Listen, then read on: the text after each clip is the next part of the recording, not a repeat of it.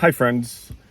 I thought I'll make a short video about my relationship with my Nissan Xterra. I've owned my Xterra since around August of 2018, and I've driven about 35,000 miles with it so far. And I actually picked up this base model 4x Xterra for $4,000 from this dude that was leaving the island. He himself is a aircraft mechanic, and he apparently did a lot of the work on his own, as far as maintenance is concerned. And he seems to be a Nissan fanatic because he owned like 3 of them, and he sold all 3 before he left. So let me tell you the things I love and I hate about my Xterra. Let's start with the love. So just looking at the door, several of the things that I do love is the manual windows. I actually do like that. I never have to worry about a regulator giving out.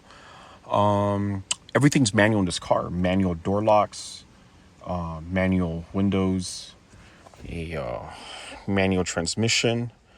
Analog dash display. Everything's manual in this car. And I do like that. Moving on. Like I said earlier, this is a 4x. So, part-time 4-wheel drive as you need it. Never really need it here. But being that I'm used to driving cars like these, it's tall. I can get through bumps. I don't even slow down for speed bumps. I don't have to worry about riding over curbs or anything like that. And it's an SUV. It's does what I need it to do as an SUV. Bring my bike around. Not worry about bumpy roads because this is Guam. We apparently repair roads and then ruin them all in the same time. Oh yeah, 4-liter V6, starting to rain here. 4-liter V6, not bad. I get about 24 miles to the gallon currently, mainly because it's a manual. And what is there to complain about? It's an SUV. It does what I need to do. Relatively reliable. And we'll get to that in a second because there's a foreigner part right next door. That's not mine though. Okay, just looking through the back. It's relatively spacious. Everything is plastic, which is also a good thing, I guess. It's, I have all my stuff, my biking stuff, my soccer stuff, my just in case things break down stuff all over here.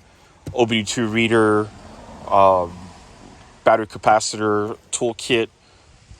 Everything that people should have in your cars just in case is all back here, and it's fine. It's just back here. I even have a fire extinguisher because you never know. And typical Xterra fashion, it has an exterior compartment for you to hold wet gear, I guess. I rarely ever use it, but I have used it a few times. It's better than putting it in the cabin. Oh yeah, so again, 24 miles to the gallon on a manual. Not bad, it's not lifted, it's stock height, stock everything pretty much. There's a few things that we've added, but none of it's go fast parts like I would with our cars. Maintenance have been relatively simple. It's relatively reliable. We're at 125,000 miles, if I remember correctly. And it handles well. It handles quite well, actually. It's handles better than the truck I used to have. I used to have a hard body. It handles better than my friend's Tacoma, I think. I dare to go faster on curves than most other people in trucks. That's all I got to say about that. So now for the cons. Pretty much the same thing, really. The con is plastic interior, cheap Nissan plastic interior. The manual door locks is a pain.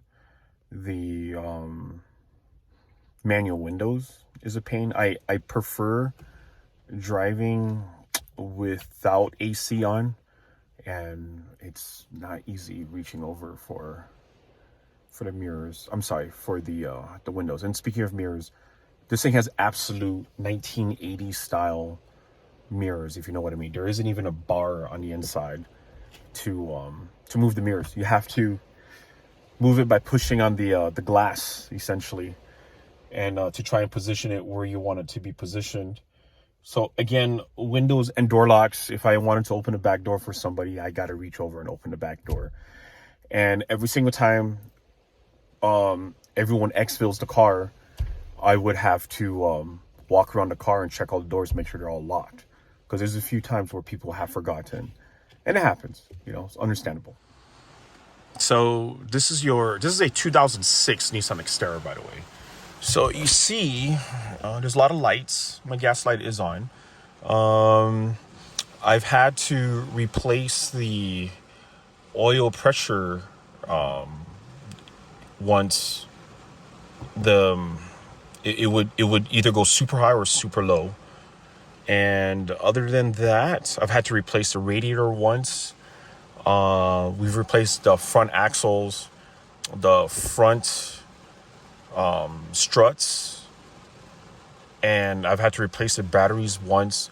And the service engine soon light will never go off because that's I'm getting the 0420 fault. That would be the catalytic converter fault. And oh yeah, my windshield washer, apparently the container is busted, so I have to replace that too. And shipping to Guam is like $100. So again, cheap Nissan interior, the plastic. Okay, this is a common Nissan issue from a long time ago. From, I dare to say, since the late 90s, it's been a common issue. My 240s have cracked dashes. People who's owned 370Zs have had issues. Altimas have issues. Xterra Frontiers, these are all very common. You know, again, the cheap interior plastic pieces, especially on the center dash area, you know, you can see that there's cracks in random areas. Really suck. There's nothing much we can do about that. And replacement for it is not necessary. The other thing about the Xterra that is not very well liked would be the rear legroom. The rear legroom sucks in this Xterra if you're an adult. If you're a kid, it doesn't really matter. But yeah, if you're an adult, you're not going to like the rear legroom in this vehicle very much, especially if your front seat passenger and driver is very tall. You're definitely not going to like it. Okay, so another thing, too, I forgot to mention, is I love the roof rack system, and I love this little container thing that we have. But debris gets underneath there, underneath the basket. You have to remove the basket and to clean it out. And it's not a tedious task per se, but I'm willing to bet a lot of people don't do it. I'm willing to bet that the previous owner who's owned it didn't do it. And when I pulled it out, there was a bunch of dead leaves, dead bugs, all congregated underneath there. So this whole thing in the front is removable.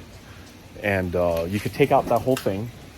And when you get underneath there's a whole bunch of bugs and stuff, you know. So that, and also the concern of rust. I've had a rust issue back here on the top, underneath this. I've had a shop make the repairs as a result of the rust. This is Guam. We're always near salt water. As you can see, rust is a very common, big problem issue here.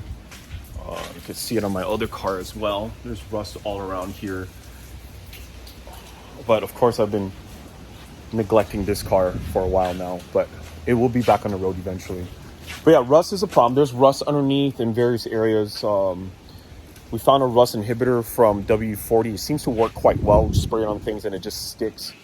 But no matter what car you own here on this island, rust is always going to be a problem.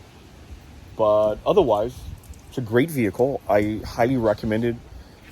I bought mine for $4,000. The other day on a forum, someone posted that there is an Xterra for sale for something like, there's a Pro 4X model 2015 for $40,000, if I remember correctly. That's ridiculous.